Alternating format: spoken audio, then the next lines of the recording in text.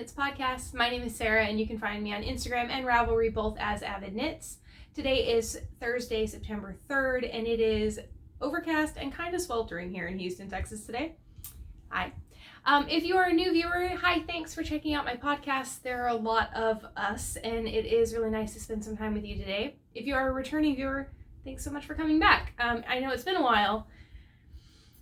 As I may have highlighted on one of my previous episodes here very recently, when I take breaks, I don't usually have a very good reason for it.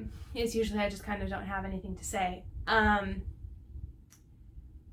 was talking with a friend this week, and she made a comment that I thought was really telling, and it is that I am an extremely loyal friend, but I am not an obligated friend. I don't enjoy being obligated to do something. So, while I don't end up in the position of deadline or I have to, therefore I don't want to, I don't end up in that place, but I don't like to take on things that I don't want to be doing. So if I don't feel like podcasting, I just don't. I would rather you guys get a podcast where I want to be here as opposed to one that I just put up because I felt like I had to reach my weekly quota. So that's that. That's the reason for that. I always mean to podcast. And one of the biggest reasons that I end up not is that either I'm in a really weird place on a project where I haven't made any progress, or I'm so close to an end point. I'm like an inch away from ending the yoke. Like I just want to finish that. I don't want to podcast. Or, as is more frequently here in the year 2020, something happens in the news. And, I don't know about you, but I had to shut everything down. I took a week of silence, and I realized that that is an enormous privilege for me to be able to do so. But I was just getting disheartened. I watched the Democratic National Convention and the pleas of common decency. It just baffled me that politicians were having to get on national TV to plead with people to be decent to each other. And then we had yet another police shooting. So we're not going to go into it. And then I watched part of the RNC, and okay, we're not going to go into a lot of detail about that. Anybody who's keeping track of the news right now, you guys know what's going on. And I think that we're all just kind of in this place of, is it ever going to end? So, down below you will find links to voting information, and ways to help those who have been victims of police brutality, namely Jacob Blake, Breonna Taylor, Ahmad Aubrey, the numerous names. The amount of names is just atrocious. You will find links to organizations that can help with hatred against trans and LGBTQIA people. And you will find links to instructions for voting in your state for the 2020 election. And in case that there are any of you out there who have never voted before or are relatively new to the voting system in this country or have just never really thought about it, what 45 said in North Carolina about voting by mail and then voting again and voting to check, and voter fraud is a felony. It will stay on your record for your entire life. It will ruin your life. Please only vote once. If the president can mail his vote in and I can receive my Social Security checks and my VA disability checks and my, parents and grandparents can receive their must-have medication from the VA, and if we can all rely on the USPS for that, we can rely on it for voting.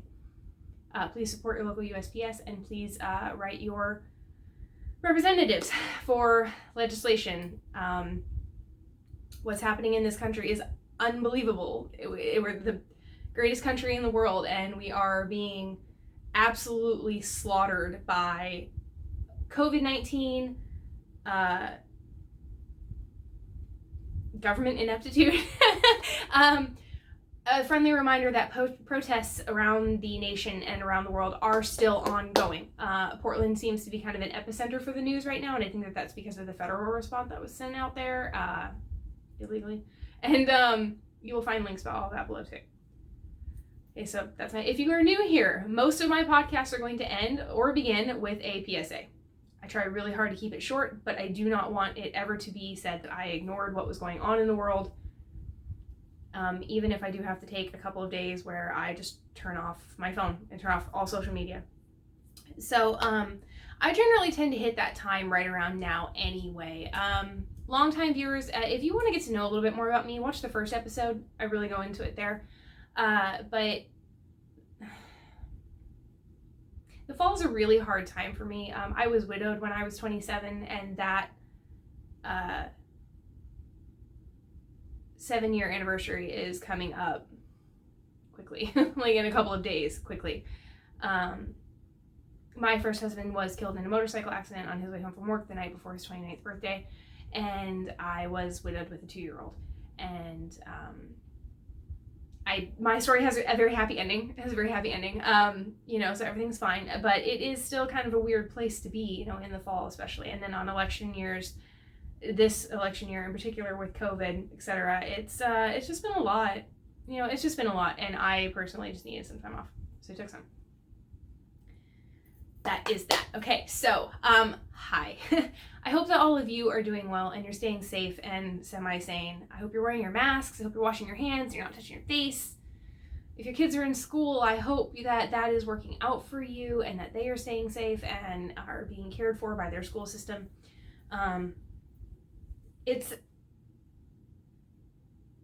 kind of nice to see, when I chose to homeschool my son, I chose to do this basically before he was born.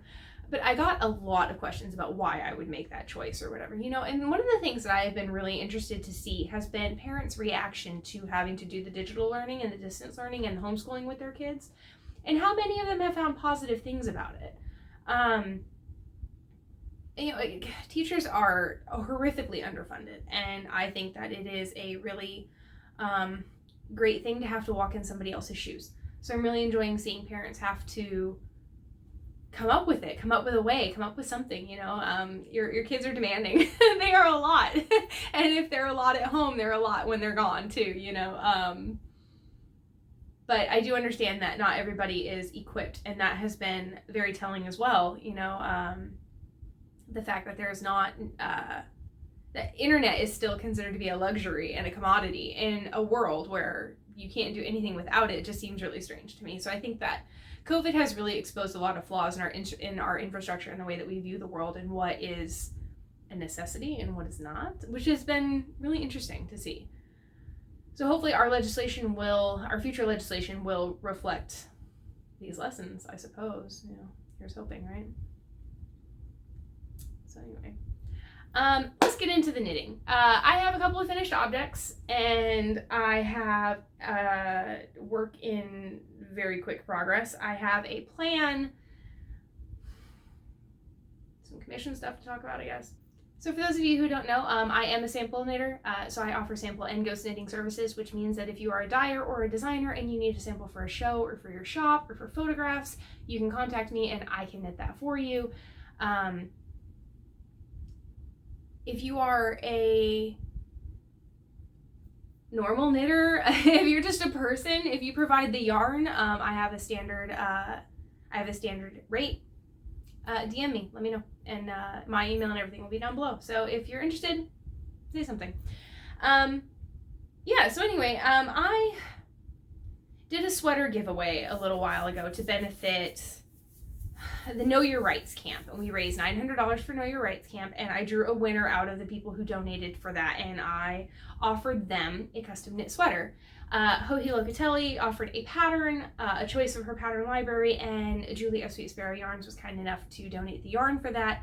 The winner of that, her name was Elise Hackley, and she lives in Missouri, and her sweater is finished. So she chose the Quiet Stars cardigan, which is by Locatelli. I'll hold it here and then I'll put a picture up so you can see it in its full glory, because it's definitely one of those sweaters that looks much better on than like just being held up to the camera. So anyway, so this is it. So it has this lace panel which comes all the way down. So basically the way that it starts is it starts here at this seam, and you knit to this side first, put it on a holder, knit this side next, put it on a holder. And then you go back on each side and you pick up and you start to form for the shoulders.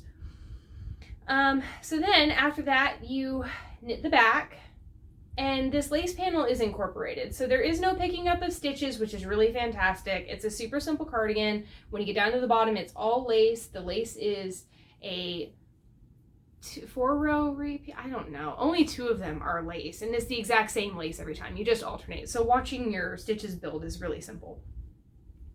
I threw some sleeves on it. Everything is loose and extra long, and then I knit some ties, and these are just to help belt it, to make it a little more form-fitting if you choose. I affectionately call this my knitted lace bathrobe. It's really beautiful. I'll put a picture here. It's really gorgeous. It does not fit my body type or my style, which is fantastic, you know, so that's the beautiful thing about sample knitting, is that I get to knit things that I would never knit for myself. And it allows me to really explore patterns and designers and to see what everybody else is offering. So that's been a lot of fun. So I'm super glad that that's done. That is going in the mail tomorrow. And yeah, the second giveaway that we did benefited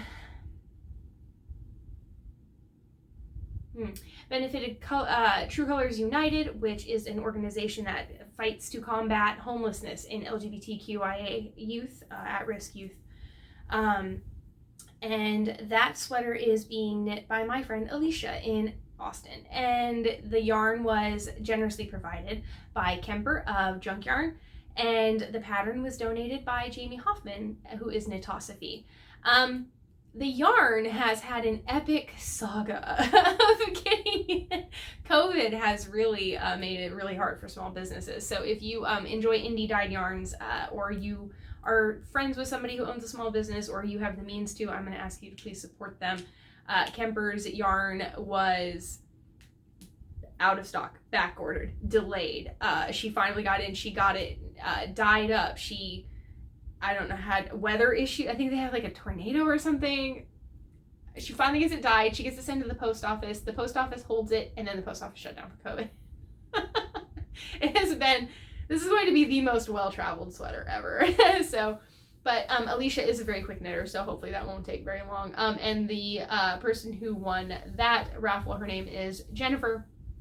And she's super excited to get it. I think she chose the Swallowtail by Jamie Hoffman, so I'm hoping to be able to give you pictures of that whenever that's done.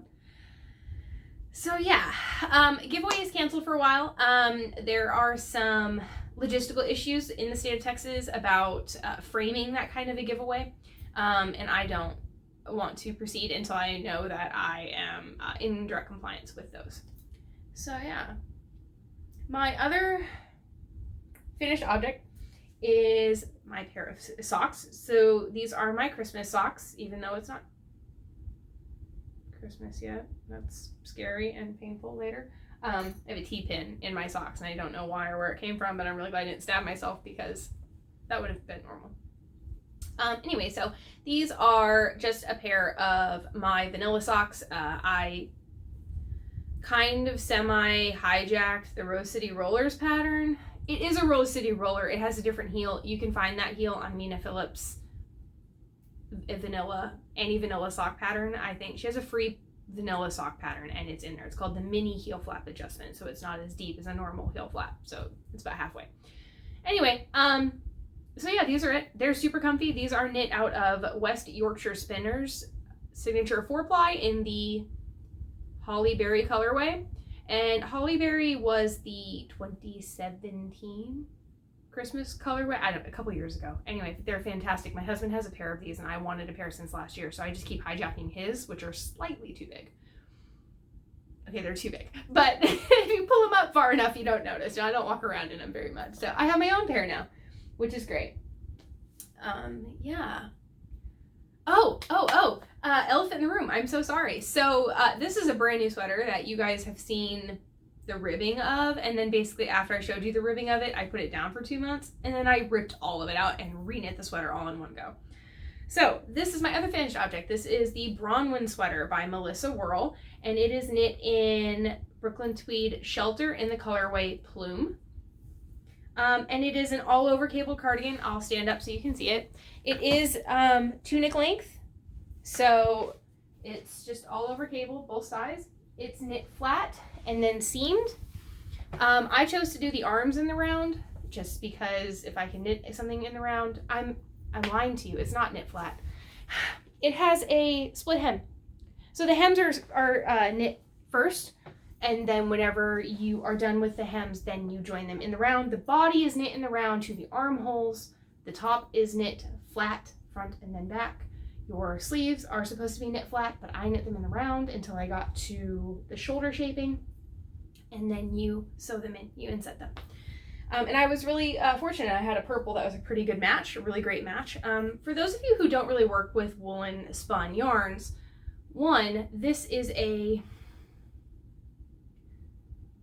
7 skein sweater probably, so 700 grams, and it is light as a feather. It definitely does not feel that way. I can pick this up and throw it around, and it is much lighter than, say, the Quiet Stars. This is a lot more weight to it than what mine has. 2, it is very warm, but it is not unpleasant. I'm sitting in an air-conditioned house. I think it's at 74 right now, and the ceiling fan is on, and although I wouldn't want to stay like this all day, it's fine. It's perfectly comfortable. Shelter gets a bad rap because if you, I have an end I didn't sew in, so here we go. If you pull really hard, it will come off. Now, that makes it a little funny for seaming. It's not so bad for weaving in your ends, but for seaming, it gets a little tricky. So what Brooklyn Tweed will suggest that you do is find a sock yarn and seam it that way. Now, what I do is I get a sock yarn, a normal nylon sock yarn. I was fortunate to have a purple that was a pretty great match. And I string my thread, you know, so you have 2 threads coming down, and I knot it at the end. That way you have double strength. And then I just mattress stitch my way up. And it's super simple. It's super simple. It's super forgiving. Brooklyn Tweed patterns look really intimidating. They are not. They are not. Please don't ever be intimidated by a Brooklyn Tweed pattern. And to be absolutely honest, they're really worth the money. I really enjoy them. I knit Brooklyn Tweed frequently, actually. I really enjoy the kind of timeless style that it has. And I always really love a good cabled sweater, and I feel like they really dominate at that. So that is my Bronwyn sweater. I wanted one of these. Like, this is basically the sweater that I looked at and was like, I want to learn to knit so I can make that sweater. You guys, I learned to knit like Thanksgiving of 2014 or something. It took me a while.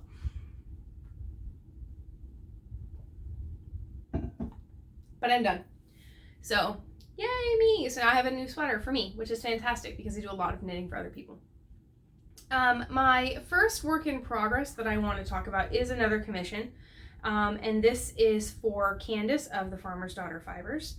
I am actually almost done with it, to be honest. I started it a couple of days ago, so if you're looking for a really quick knit, this might be one for you. It is a free pattern by the ladies from Espace Tricot, and I cannot remember their names. I'll put them here. And it is called the Paloma sweater. It's a super simple raglan. And it is knit in a DK yarn, or Candace chose to use a, I guess this would be like a sport, like a heavy fingering weight with a mohair. For any new viewers, I do not like mohair at all. I just can't stand it. I had a really terrible experience with one of my first mohair projects where I ended up getting some in my eye, and I thought for sure I had pink eye, and I was on my way to the doctor and my eye started itching, and I went like this, and I could literally feel the tendril just across my eyeball in it. I guess it was this eye. I had LASIK in this eye, and so it was super irritated. It was absolutely horrid. And ever since then I kind of vowed never again. This is my second mohair sweater this year. I started saying no to things. In defense though, Candace has a beautiful mohair base. So let me show you the sweater. This is the sweater. The body is only 8 inches, which I'm pretty much at. I think I'm missing like half of an inch or something. And then there's 2 inches of ribbing. So it's a very, very cropped sweater. And Candace asked me to go ahead and just extend that. So we have this really pretty twisted rib for the turtleneck. And then you can fold that down or whatever you might choose to do. I fold it down just to keep it out of the way while I'm knitting. It has a really beautiful ribbed, twisted rib texture that goes all the way down the sleeves. That will be echoed. And then it's just a really simple raglan. Like I said, it's got an interesting increase rate. But it's a 4-row repeat, and it's really simple to memorize, and so I flew through that. Yeah, and then so there's 2 inches of ribbing. She did ask me to extend the body, so what I'm going to do is put this on waist yarn and stop here. And I'm going to pick up sleeves, knit sleeves, and then I'll just knit until I run out. I am knitting it out of, you know what, let me get you a skein that is not undone so that we can actually talk about it. My base yarn is Sandnes Garn in the Lanett, which is the Babyull yarn Lanett, which is a lamb's wool. Babyull, it means baby wool, so lamb's wool. It is a Norwegian company, which means I don't know what this means. I think the color is 1053. It is superwash. It is just this really beautiful, simple dove gray. It's absolutely gorgeous. And then I'm holding it together with Hairy Belafonte. This is Candace's yarn from Farmer's Daughter Fibers on her Mighty Mo base. It's 70% kid mohair, 30% silk, 459 yards per 50 grams. I have knit the entirety of this body. Let's see, where did I switch? I'm pretty sure that I added in the second skein of mohair right around here. So it goes a long way. You get a lot for, you get a lot for your money. It is definitely not the cheapest mohair out there, but in my opinion, it is a very nice base. And I do think that with mohair, unfortunately, you kind of get what you pay for. It does lint. It lints like crazy. You guys, it's everywhere. It's everywhere. Which has made it very interesting to work on. Basically, I just drink a lot of water while I'm working on it because I constantly feel like I have something in my throat. Whether I do or not, I don't know, but I feel like I do, and that's enough. So, but I have noticed that with Candace's mohair, because I've used it one other time, that once you've blocked it, once you've washed it, it gets rid of all of the extras, and then it lints far less. So, something to be considerate of if you tend to be super, super sensitive. I don't particularly find mohair scratchy. I'm not super sensitive. This is woolen spun, 100% Columbia Tarhi. And it doesn't bother me. I don't have the sensitivity. I get a little prickle right here every now and then, but that's pretty much it. Sometimes right here is a problem for me. I find mohair to be a little bit more of a thing. You could always use baby Surrey alpaca, which is a lot squishier, and you might enjoy that too. So this is a great pattern to try things with and to explore yarns with. So, and it's free, so yay. It's very well written. I really enjoyed it, and it's flying, like I said. So I'll be done with that probably by the end of the weekend, hopefully. My other work in progress is, again, not for me. It's never for me, you guys. I have a half object. I don't remember if I showed this to you. My son, I have been knitting socks for me, and he's growing like a weed, and he has outgrown all of his yarn socks. And so he asked for a new set. Speak of the Devil has decided to arrive. No camera. You're not dressed? Yes, ma'am. Okay. So he requested a set of gold socks, and so he picked out this color, which is Mabon. It was a club colorway from Sweet Sparrow Yarns for her Celtic Myths club colorways, or her Celtic Myths club, I'm sorry. And it's just this really beautiful gold. It has a little bit of ochre in it, and there's some pink speckles and some brown speckles. It's just really beautiful. I love Julie's yellows. They're some of my favorite. And that's it in the cake. And so I am past the heel on the next one, and I'm partway down the foot, and I'm working on it. I take this in the truck when we get sick of being in the house and we just travel or drive or whatever, and we haven't been doing that in the last a little bit, so I haven't gotten a lot of work. Hi. So this is my son Hector. How old are you? I'm 9. When did you turn 9? A month ago. No. I mean, a couple of weeks ago. A couple of weeks ago, on August 24th. Yep. So what did we do for your birthday? We got a lot of presents. We went to... We had cupcakes with your cousins. Where did we go? Oh, we went to my friend's house. No, we didn't. My cousin's house? No. I don't know. You don't know. We got up at my dark Tita's 30. house. No, we got up at dark 30, and we drove way down to the The house. No.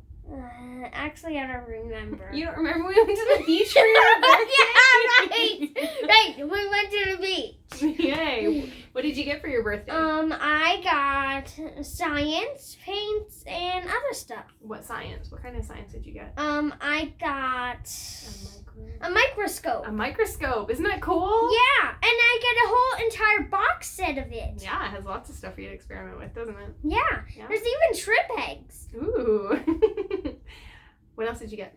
I also got a Nintendo. A Nintendo. From one of my cousins. A Nintendo what? A Nintendo Switch. Yeah. Well, Mommy and Daddy went half and half with Teal Harrison for that. And yeah. So that was from Harrison, Absidy, and us, right? Mm-hmm. Yay. And I got to open it in that part. Mm-hmm. Yeah, you got to open it the day of your party instead of waiting for your birthday, huh? Yeah, I can't believe that because they were going to stay. And they got to see me do it. Yeah, pretty cool. I was like, what? Whenever they told me he was actually coming over with Absidy. Yeah, pretty cool. Yeah. All right, can you go back to what you were finishing? Yep. Oh, do you want to tell your poem before you go? Oh, yeah. Compared to all the skinny white yachts in the marina, this old tug is one tough cookie. Good job. Thanks. Bye. Bye. So for social distancing for birthday, we went down to Galveston, and we went super early so that we would avoid anybody else down there. And we spent 2 or 3 hours on the beach. We had cupcakes. All the cousins showed up, which was really, really nice. And we were all able to, be distant and still hang out together. We helped my brother-in-law get his motorcycle back up and running so he could trade it in. And he came over after the beach thing in order to pick that up, and was kind enough a couple of months ago while he was on the road to pick up a Switch Lite for Hector and asked us if we wanted to go half with him so that could be his birthday present. So he's had that in the works. That has literally sat up here on my shelf with no wrapping, just plain in the box. He's had a Switch sitting up here for the last 4 months, has not even noticed it. Kids are awesome. So yeah, anyway, so we did that. That's something that you guys have missed, I guess. What else? Oh, I have a maker plan.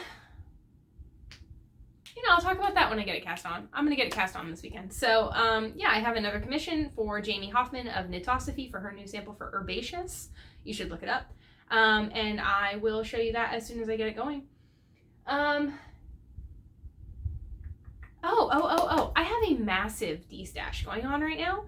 A giant D-stash going on right now. And I will put the link here, and I will put it in the description box below if you would like to go check that out. That would, please feel free. Prices are all put.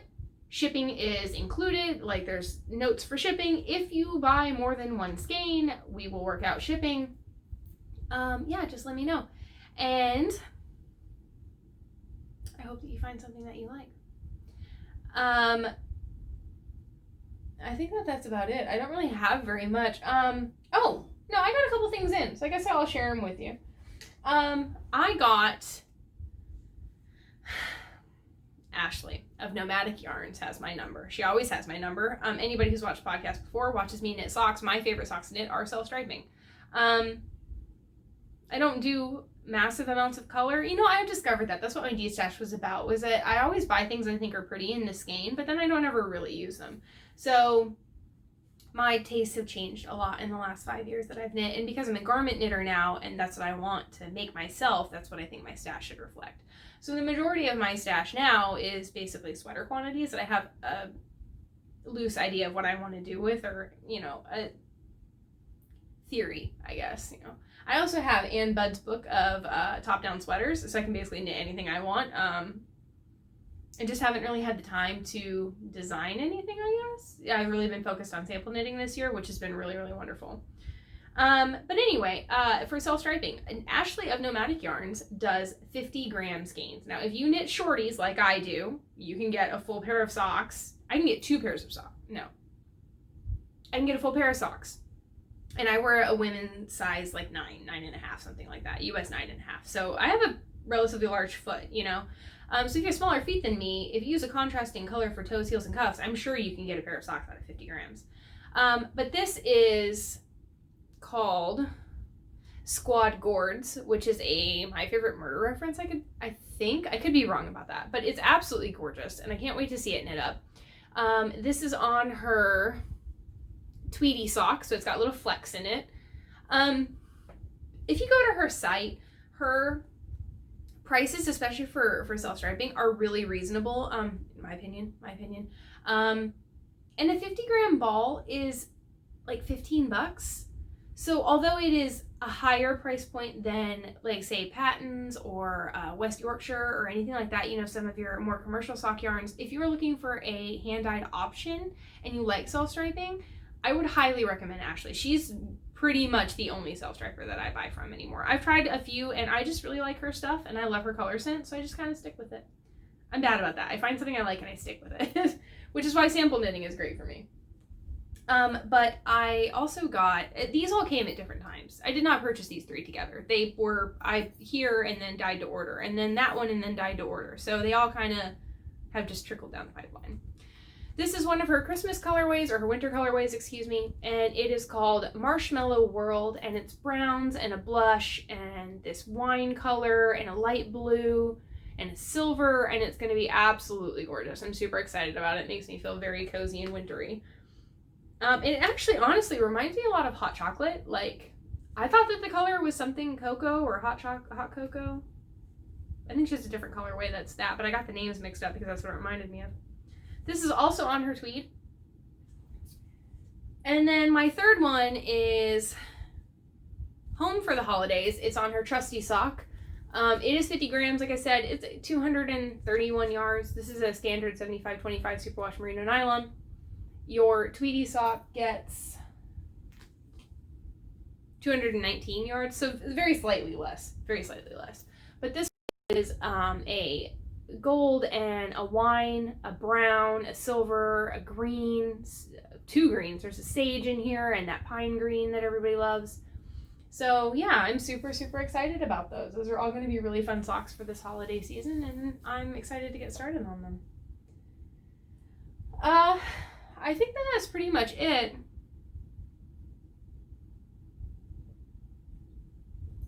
Mohair. I want to know, what do you guys do to get through? You know, like, I know that I talk a lot about we drive and we take trips and stuff like that. Well, my husband's hours got cut down, which is fine. We're fine. They went back up. But for a little bit there, we weren't driving at all. We didn't go anywhere. You know, we kind of took some time off of that to be able to kind of monitor our spending and make sure that we were doing fine. And we are. We live below. Our bills don't equal what we make. Does that make sense? Like, we have a pretty good threshold for debt to income, which is nice. And not something I've ever had before, to be absolutely blunt about it. So that's an interesting level of security that I've never had before. But I find that in the fall, especially, you know, I get overwhelmed a lot faster. I get emotional. And so I get overwhelmed a lot faster. There's a lot of trauma that kind of comes and rears its head during this time. And I find that I like to get lost in things. So, like, the knitting is great, but it's not always enough. But I can read while I knit, but then, like, my neck hurts because I tend to do this number, you know, to read my book or whatever. I like to play video games, and I don't get to do that very often. And I go through phases. I don't like to do it every day, every year, or every day of the year. I go through phases, a couple of months here and there, usually in the fall. And so I have really been enjoying YouTube lately. YouTube has a section for gaming. Basically, you can type in "Let's Play" and then whatever video game you want, and you can put cutscenes, you can put 100% walkthrough, you can put commentary, no commentary, and you can watch somebody else play this game, which has been really great. I'm not huge on watching the gameplay ones, just because watching somebody else battle monsters or whatever they're doing is only so entertaining, but I really like the storylines that video games offer. And one that I found that I kind of wanted to recommend was the Final Fantasy VII Remake. It is really good. It is really good. There is a video, I'll link it below, there is a video of just cutscenes, And to be absolutely honest, it kind of stands alone on its own as a movie. It's hella long, y'all. It's like 8 hours. But I mean, I knit. Like, that's my job. That's what I do. So when I'm not educating my kid, like if we're not doing school, I'm knitting. Or even when we are doing school, I'm probably knitting. So for me, an 8 or 9 hour movie, that's just a couple of days that I get to enjoy this story. You know, 2 or 3 days that I get to enjoy this story. And it's been really, really cool. They did a really good job with the remake. The storyline is absolutely fantastic. It's one of the best Final Fantasies that there are out there. It is more of a modern, I don't want to say steampunk, but a little bit. It's more of a modern-ish take. A lot of the Final Fantasies kind of revolve around like mages and dwarves and that kind of thing, wizards and kind of that thing, which is sort of my area. It's not really my area. But that one's a really great one. Another one is Mass Effect. Mass Effect is a great storyline if you're into that kind of stuff, or that one's more of a space opera, I guess. That one's pretty cool. Who else? I've heard The Last of Us is really fantastic, but it's super emotional and kind of dark, so if you're ready for that one. I don't do anything military. Black Ops, Call of Duty, none of that. I served. That was good enough, so I don't want to watch that. It's a little bit too close to home. Even like the wars that are then gone by. Horizon Zero Dawn has a fantastic story. Yeah. So anyway, I don't know. Tell me what you enjoy doing. Like, what do you like looking at? I have a friend who enjoys watching home, like, garden vlogs and that kind of a thing. You know, I know some people that enjoy watching FlossTube. I know people who like to like the Nailed It or whatever, you know, that kind of stuff, you know. Anyway, like, tell me what you do. What do you do to get through, or when you just cannot anymore and you just need that switch off time? Does anybody else do that? Is that just me? Yeah, I'd be really interested to know. So I am going to leave you here. I don't really have much else to talk about, and I don't have much else to blather on about because I haven't been doing anything other than knitting. So I hope that you are all well and that you're getting through as best you can. And I will hopefully talk to you soon. I should have a finished object here pretty shortly, so I'll have to talk about it, right? Okay. You guys have a great week. Thanks.